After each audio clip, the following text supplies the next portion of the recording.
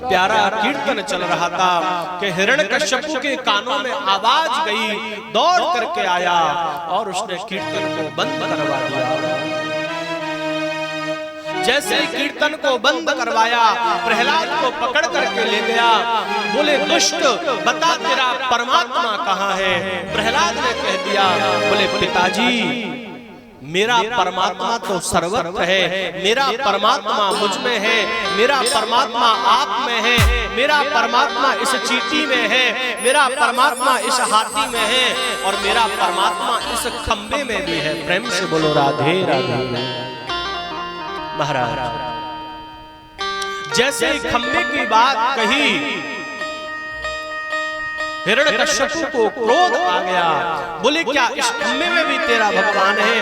बोले हाँ महाराज, उसने न जाने कितने वोल्ट का जो है उस खंबे में करंट लगवा दिया और प्रहलाद से कह दिया, बोले जाओ इस खंबे से जाकर के लिपट जाओ, मैं देखता हूँ तुम्हारा परमात्मा कैसे तुम्हारी प्राण रक्षा करता है। महाराज सुखदेव भगवान वर्णन करते हैं, बोले राजन प्रहलाद ने देखा कि उस खंबे पर एक नन्ही सी चींटी जो है चल करके जा रही है। उस चींटी को जब कुछ नहीं हुआ तो प्रहलाद के मन में विश्वास हो गया। बोले जब चींटी नहीं मरी तो मैं कैसे मर सकता हूँ? मेरा गोविंद मेरे साथ है। और महाराज देखते देखते हिरण्यकश्यपु ने अपनी गदा को लिया और गदा को उठा करके जो उस खंबे में जोर से प्रहार किया। प्रहार करते ही वो खंबा फट गया और उस खंबे में से जो है श्री नरसिंह भगवान प्रकट हो गए। बोलिए श्री नरसिंह भगवान की।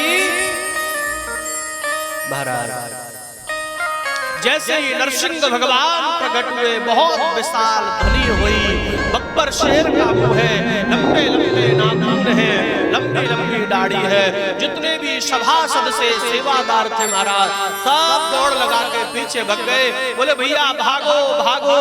बोले क्या हुआ? बोले बब्बर शेर आ गया। महाराज अब तो जो है खलबली मच गई। बोले प्राण बचा के अगर भाग सकते हो तो भाग जाओ, नहीं तो भैया ये तो बहुत बड़ा शेर है, तुम्हारा रक्षण कर जाएगा। सुखदेव भगवान वर्णन करते हैं, राजन नरसिंह भगवान ने जाकर के जो है छलांग लगाई और जो हिरण्यकश्यपु है उसको उठा करके और अपनी जंघाओं पर पटक लिया और बीच दहली पर बैठ गए। अब तो महाराज जैसे ही हिरण्यकश्यपु को लेकर के बैठे, हिरण्यकश्यपु मुस्कुराने लगा।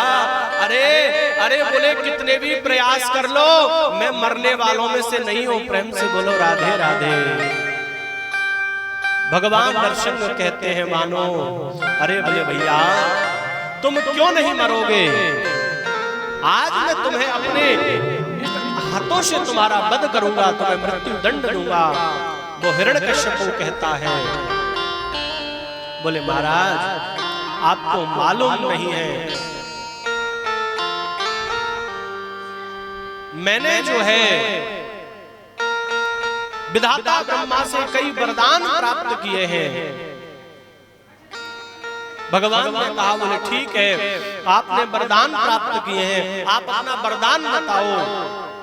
हिरण्यकश्यपु कहता है, बोले मैंने पहला वरदान मांगा है कि मैं ना दिन में मरूं और ना रात में मरूं। भगवान कहते हैं ना दिन है ना रात है, ये संध्या काल सायंकाल का समय है। बोले कोई बात नहीं, दूसरा है। बोले बताओ। बोले कि ना मैं किसी अस्त्र से मरूं और ना मैं किसी शस्त्र से मरूं। बोले भैया मेरे पास कुछ नहीं है, मैं मेरे नाखूनों से तेरा वध करूंगा। बोले फिर भी नहीं मर सकता। बोले और बताओ। बोले मैं विधाता ब्रह्मा की सृष्टि में बनाए हुए किसी प्राणी से नहीं मरूंगा।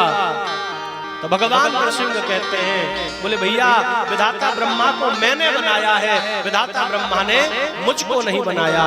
बोले कोई बात नहीं, एक और वरदान है मेरे पास। बोले क्या?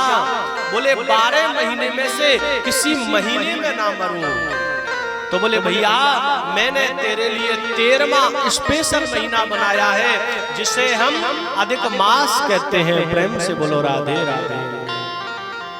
सुखदेव भगवान कहते हैं, राजन आज नरसिंह भगवान ने हिरण्यकश्यपु के एक एक जो है वरदान को पूर्ण किया, लेकिन जब हिरण्यकश्यपु हार गया तो भगवान ने सबके देखते देखते अपने दोनों हाथों के नाखूनों से हिरण्यकश्यपु की आत्मा को चीरा और उस आत्मा को निकाल करके अपने गले में माला बना करके परो लिया। महाराज नरसिंह भगवान ने हिरण्यकश्यपु का वध कर दिया, लेकिन फिर भी जो है नरसिंह भगवान का क्रोध शांत नहीं हो रहा। देवर्षि नारद दौड़े दौड़े मां लक्ष्मी के पास गए। बोले मां जाओ पिताजी का स्वागत करो, पिताजी के दर्शन करो। बोले क्यों? बोले पिताजी बहुत अच्छी लीला कर रहे हैं। बोले अच्छा। लक्ष्मी जी ने सोची जैसे साधारण रूप में आमे ऐसे कोई रूप होगो, चलो चल करके आरती करे आमे। महाराज अब माता लक्ष्मी जैसे ही पूजा की थाली लेकर के आई और जो महल के दरवाजे पे घुसना चाहा कि महाराज बीच दहली पर ही नरसिंह भगवान जो है बब्बर शेर बन के बैठे। माँ लक्ष्मी ने थाली पटक दी, दौड़ लगाई। बोले महाराज ये मेरे पति नाय है सके। प्रेम से बोलो राधे राधे। इतना विकराल रूप नरसिंह भगवान का। माँ लक्ष्मी लौट करके चली गई। नरसिंह भगवान का जब क्रोध शांत नहीं हुआ, देवता सोचने लगे क्या करें। बोले भैया कुछ मत करो, जिस भक्त के लिए भगवान ने ये अवतार लिया है उसी भक्त को भगवान के सामने खड़ा कर दो, हो सकता है भगवान का क्रोध भी शांत हो जाए। महाराज सुखदेव भगवान वर्णन करते हैं, बोले राजन आज जो है प्रहलाद जी को लेकर के नरसिंह भगवान के समक्ष ले गए। नरसिंह भगवान ने प्रहलाद को गोद में उठा लिया और महाराज उनके केशों में उंगली डाल करके भगवान उनको लाड़ करते हैं, प्यार करते हैं। उनके गालों को भगवान चुम्बन करते हैं और भक्त प्रहलाद से कहते हैं, बोले बेटा मुझे क्षमा करना, मुझे आने में देर हो गई। जो भगवान ने कही बेटा मुझे देर हो गई। प्रहलाद कहता है, बोले गोविंद आपने कहाँ देर करी? देर तो मुझे अभागे में है कि मैं आपके गुणगान पर जो है ठीक से नहीं चला। मुझे अगर आप कुछ देना चाहते हैं तो मुझे बस यही दे दो कि मुझे आपके जन्म जन्म तक आपके चरणों की भक्ति मिले, आपकी प्रीति मिले। भगवान नरसिंह कहते हैं, बोले बेटा तू जिस खानदान में जन्म लिया है ना वो कोई साधारण खानदान नहीं है बेटा, ये तो बहुत अच्छे अच्छे दानियों का खानदान है। तुम्हारे पिता दादा परदादा बलि ऐसे ऐसे महाराज जो है दानी हुए जिन्होंने अपना सर्वस्व लुटा दिया। आज पुनः प्रहलाद ने नरसिंह भगवान के चरणों में प्रणाम किया। बोले भगवान वो सब तो ठीक है, लेकिन मेरे पिताजी ने आपसे बहुत दुश्मनी करी, बहुत आपको ऊंचा नीचा कहा। अगर भगवान हो सके तो मेरे पिताजी की मुक्ति अवश्य करना। भगवान नरसिंह कहते हैं, बोले बेटा, अरे तेरे पिताजी क्या, जिस कुल में, जिस खानदान में, जिस वंश में, जिस परिवार में, जिस घर में तुझ जैसा भक्त पैदा हो जाता है ना, वहां एक दो नहीं 21 पीढ़ियां यूं ही तर जाती है। प्रेम से बोलो राधे राधे। इसीलिए तो कहते हैं मेरी मां, अगर आपको अपने बच्चों में संस्कार देने हैं तो बचपन से ही उनको सत्संग में लगाओ, भगवान की भक्ति में लगाओ। एक बहुत प्यारी कथा है मेरी माँ, ध्यान से सुनना। वो कथा इतनी प्यारी है कि मैं आपको बस क्या बताऊं। एक माँ जिसका जन्म हुआ और जन्म होते ही जिसका कुछ वर्ष बाद भी विवाह हो गया, और विवाह हुआ, गर्भ में बालक आया, उसके पति का देहांत हो गया। मेरी माँ, ये घटना कोई मतलब ऐसे नहीं है कि सत्युग त्रेता की, इसी कलयुग की, आज से लगभग ज्यादा से ज्यादा, मेरे ख्याल में 100-125 साल पुरानी बात है। और ये घटना बिहार की है। उस माँ के गर्भ में जो बालक है, आज वो बालक जब धीरे धीरे बड़ा हुआ और 9 महीने बाद उसका जन्म हो गया, लेकिन जब उसका जन्म हुआ, उसकी माँ ने जगह जगह पर दर दर की ठोकर खाई। बोले मैं मेरे बेटे को इतना अच्छा बनाऊंगी, इतना अच्छा पढ़ाऊंगी कि संसार में मेरे बेटे का नाम हो जाए। कोई यूं ना कहे कि इसके पिताजी चल बसे, लेकिन इसकी माँ भी ऐसी निकली कि बेटे को पढ़ा ना सकी, बेटे को खिला ना सकी, बेटे को समझा ना सकी। महाराज, एक माँ की ममता को माँ जान सकती है, कोई दूसरा नहीं जान सकता। जो माँ स्वयं गीले में सोती है लेकिन अपने पुत्र को सूखे में सुलाती है, उस माँ की ममता को आज के बच्चे धुतकार देते हैं ना, तो बड़ा कष्ट होता है मेरी माँ। कई घरों में देखने को मिलता है जो बच्चे थोड़े ज्यादा पढ़ लिख जाते हैं, जिनके पास डिग्री आ जाती है, वो कहते हैं बोले माँ तू अनपढ़ है, तू नहीं समझेगी, ये आज की बात है, तुम उस युग की बात करते हो। मेरी माँ, जिनका बालक अपने माँ बाप का ना हुआ, जिनका बालक माँ की सेवा न कर सका, जिनका बालक माँ की ममता को न समझ सका, वो संसार में जीने का उसका कोई अस्तित्व ही नहीं है। आप जीवन में कुछ भी कर सकते हो, लेकिन मेरी माँ के ऋण को कोई चुका नहीं सकता, क्योंकि माँ तो माँ होती है। अरे उनसे पूछो जिनकी माँ नहीं होती है। तुम भाग्यशाली हो कि तुम्हें माँ मिली, लेकिन तुमने माँ को जाना नहीं। आज उस माँ ने खेतों में मजदूरी करी, घरों में झाड़ू पोछा किया, धन इकट्ठा किया, लेकिन जैसे ही उसका बालक पढ़ने की उम्र का हुआ, उस माँ ने कोई सरकारी स्कूल में एडमिशन नहीं कराया, बढ़िया इंग्लिश मीडियम स्कूल में जाकर उसका एडमिशन करवाया, उसको पढ़ने भेज दी है।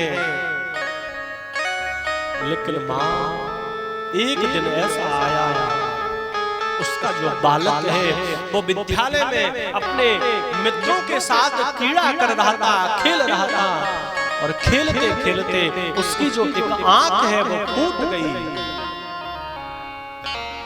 जो आंख फूटी, माँ को समाचार मिला। माँ बालक को लेकर के डॉक्टर के पास गई। डॉक्टर ने कहा बोले माँ तेरा बेटा अब एक आंख से जीवन भर देख नहीं पाएगा। मेरी माँ, जो उस माँ ने सुना मेरा बेटा जीवन भर देख नहीं पाएगा, माँ धड़ाम से जमीन पर गिर गई। बोले विधाता, क्या सारे जीवन के दुख तूने मुझे ही दिए? जैसे ही मेरा पुत्र गर्भ में आया तूने मेरा पति छीन लिया, और जैसे ही ये बाहर आया तूने इसकी आंख भी छीन ली। विधाता तू चाहता क्या है? महाराज जब कुछ देर बाद उस माँ को होश आया, उस माँ ने कहा, बोले डॉक्टर साहब क्या मेरी आंख मेरे बेटे को लग जाएगी? डॉक्टर ने कहा माँ लग तो जाएगी, लेकिन फिर आंख नहीं देख पाओगी। उस माँ ने कह दिया, बोले मेरा संसार में कौन है? मेरी उम्र तो थोड़ी सी है, मुझे संसार छोड़ के जाना है, लेकिन मेरे बेटे का जो जीवन है वो तो अभी बहुत बड़ा है। मैं नहीं चाहती कि कोई संसार का व्यक्ति मेरे पुत्र को ताना मारे, मेरे पुत्र को कष्ट पहुंचाए। मेरी माँ, उस माँ ने जो है अपनी एक आंख का दान अपने पुत्र को कर दिया, और जैसे ही पुत्र की आंख ठीक हुई, पुत्र पुनः जाकर के जब विद्यालय में पढ़ने लगा, धीरे धीरे क्लास बढ़ती गई। आज मेरी माँ जब उसने इंटर पास किया, अच्छे परसेंट बने, तो स्कूल में उसको अवार्ड देने के लिए बहुत सुंदर फंक्शन रखा। स्कूल वालों ने एक रसीद जारी करी, उसमें लिखा जिन जिन के माँ बाप हैं वो विद्यालय में आज माँ बाप को लेकर के आए, अवार्ड फंक्शन का कार्यक्रम है। महाराज लेकिन बेटा पत्र लेकर के आया, माँ को सुनाया, बोले माँ देखो तो सही मुझे अवार्ड मिलेगा, मैंने अच्छी परसेंट बनाई है। सुनकर के माँ प्रसन्न हो गई, बोले मेरा बेटा पढ़ने में कितना होशियार है। और बेटे ने कह भी दिया, बोले माँ स्कूल वालों ने माँ बाप को बुलाया है, लेकिन माँ तुझे स्कूल नहीं आना है। बोले क्यों बेटा? बोले माँ तेरी एक आंख नहीं है, मेरे यार देखेंगे, मेरे दोस्त देखेंगे, मेरे मित्र देखेंगे तो मुझे शर्म करेंगे, कहेंगे देख तेरी माँ की आंख फूटी है। उसको मालूम नहीं है कि उसकी माँ की आंख कहाँ है, उसकी आंख क्यों फूटी है, उसको कोई ज्ञान ही नहीं है।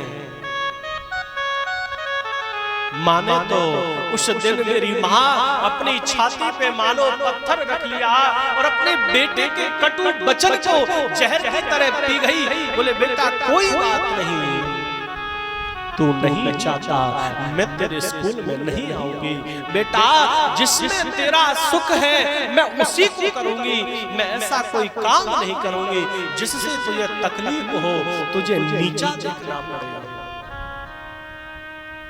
महाराज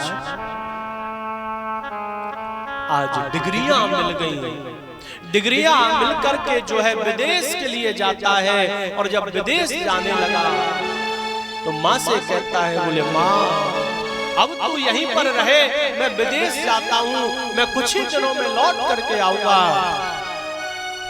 माँ ने कहा, बोले बेटा इसी देश में रहने, मैं तेरे पास रहूंगी। बोले नहीं माँ अब मुझे तेरी आवश्यकता नहीं है, मुझे तो जाना ही पड़ेगा, मुझे विदेश में धन कमाना है। माँ को छोड़ गया, चला गया। महाराज जब कई वर्ष व्यतीत हो गए, उसको एक दिन याद आया, बोले चलो चलो लौट करके चलो, माँ के दर्शन कर लो, देखे तो सही माँ कैसी है, माँ जिंदी है कि माँ मर गई। महाराज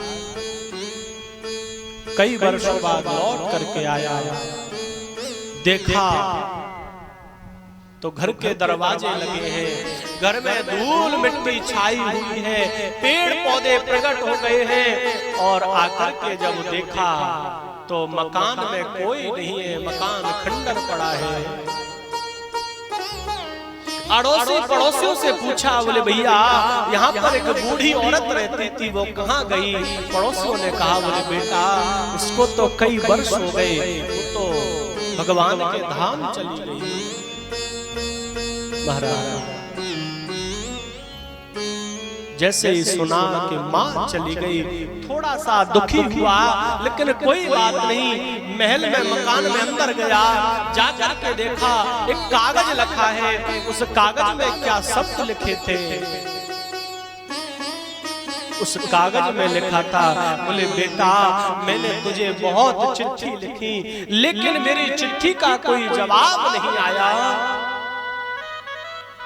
और नीचे माँ ने लिखा, बोले बेटा जिस माँ को तो जीवन भर दुत्कारता रहा, जिस माँ को तो जीवन भर अंधी कहता रहा, क्या तुझे मालूम है कि तेरी माँ की आंख कहाँ गई? बेटा बचपन में जब तू विद्यालय में गयो, तेरी आंख फूट गई थी, तो मैंने तेरे लिए अपनी आंख दान करी थी। जैसे ही उसने पढ़ा, पढ़ करके महाराज अब तो जमीन पर गिर गया। बोले मुझसे कितना बड़ा अपराध हो गया। जिस माँ ने मेरा जीवन बनाने के लिए अपना सर्वस्व लुटा दिया, मैं उस माँ का अंतिम संस्कार भी नहीं कर सकता। तो मेरी माँ ऐसा धन कोई काम का नहीं है, ऐसी संपत्ति कोई काम की नहीं है, ऐसी पढ़ाई कोई काम की नहीं है जो अपने माँ बाप को भूल जाए। भैया माँ बाप तो संसार के प्रथम गुरु होते हैं। माँ ही तो बताती है कि ये तुम्हारे पिता है, ये तुम्हारे भाई है, ये तुम्हारी बहन है। बोलो माँ के अलावा कोई बता सकता है क्या? कोई नहीं बता सकता। आज नरसिंह भगवान ने प्रहलाद को खूब आशीर्वचन दिए। प्रहलाद जी ने जाकर अपनी माँ को प्रणाम किया। और सुखदेव भगवान आगे वर्णन करते हैं, राजन एक और भगवान के भक्त की सुंदर कथा है। जो जीव अपनी शरीर पर, अपने धन पर, अपने वैभव पर अभिमान करता है, वो गलत करता है। यहाँ पर सुखदेव भगवान ने एक और कथा सुनाई। भगवान सुखदेव कहते हैं, राजन एक सुंदर वन है, उस वन में एक त्रिकूट नाम का पर्वत है। उस पर्वत में एक बहुत सुंदर झील है, झरना है। उस झील में जो है एक गजराज हाथी रहता है। और उस गजराज हाथी के जो है महाराज हजारों पत्नियां हैं, हजारों पुत्र हैं, अपने मद में मस्त रहता है। सारे जंगल के जानवर उसको प्रणाम करते हैं। तो गजराज सोचता है ये मुझसे डरते हैं क्योंकि मैं शक्तिशाली हूँ, मैं बलवान हूँ, मेरे पुत्र मेरे साथ हैं, मेरी पत्नी मेरे साथ है, मेरा कोई कुछ नहीं बिगाड़ सकता। सुखदेव भगवान कहते हैं, बोले राजन संसार में कुछ भी करो लेकिन अभिमान मत करो। आज गजराज निकल करके आया, सोचने लगा, बोले चलो कुछ जड़ कीला करते हैं। अपनी सूंड में पानी भरता है, कभी पत्नियों के ऊपर डालता है, कभी बच्चों के ऊपर डालता है। जल कीला चल रही महाराज उसकी।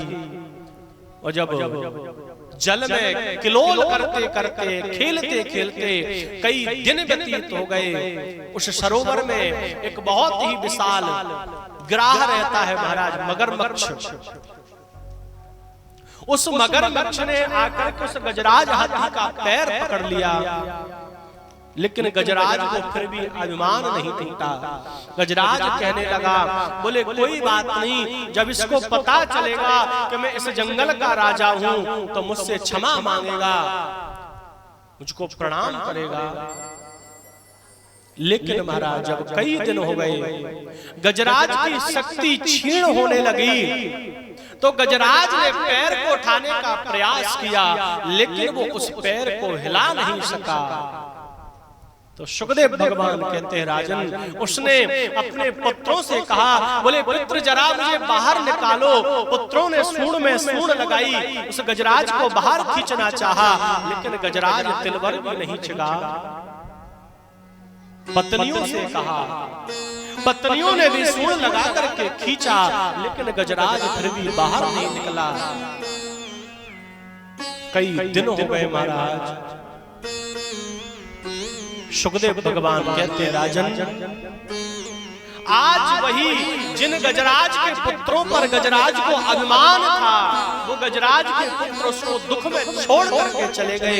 बोले पिताजी आपका तो बाहर निकलने का मन नहीं है और हमको भूख लगी है, इसलिए हम जा रहे हैं। महाराज पुत्र लौट गए।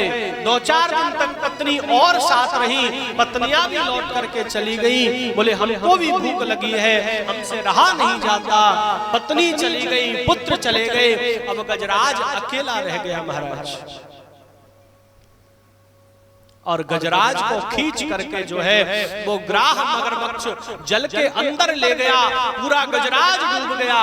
गजराज की थोड़ी सी सूंड ऊपर बची है। गजराज ने सोचा मुझसे बहुत बड़ी गलती हो गई। मैंने अपने शरीर पर अभिमान किया, मैंने पुत्रों पर अभिमान किया, मैंने पत्नियों पर अभिमान किया, जिनको मैंने मेरा सर्वस्व लुटा दिया, जिनको मैं खाने की, पीने की, रहने की सारी व्यवस्थाएं करता। लेकिन आज मेरे जीवन में जब थोड़ा सा दुख आया तो मुझे छोड़ करके चले गए। महाराज कर लो कमाई ऐसी जो संग जा सके, कर लो कमाई ऐसी जो संग जा सके, कर लो कमाई ऐसी जो संग जा सके, कर लो कमाई ऐसी जो संग जा सके, कर लो कमाई ऐसी जो संग जा सके। मुश्किल पड़े तो राहों में, मुश्किल पड़े तो राहों में, मुश्किल पड़े जो राहों में तो काम आ सके, कर लो कमाई ऐसी जो संग जा सके, कर लो कमाई ऐसी जो संग जा सके।